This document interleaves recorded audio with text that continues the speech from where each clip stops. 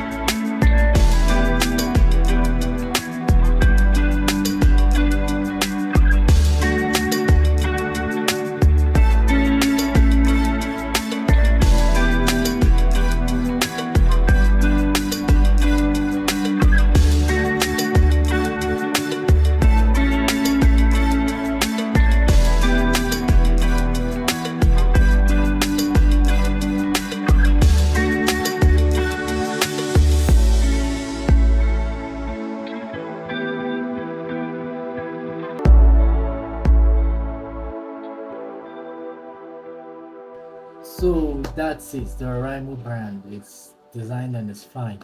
If you do like this kind of content, do also subscribe to my channel and give me a thumbs up, as I really love that. It's very encouraging to me. Tells me that my contents are well appreciated. How to design the stuffs are seen. I would also release another video where I get to speak. I like to make up two videos, one where I don't say anything and one where I explain all the actions I take and why I take those actions. So do well to always check back. You can hit the notification bell so you can get that in time whenever I release a new video. Thank you.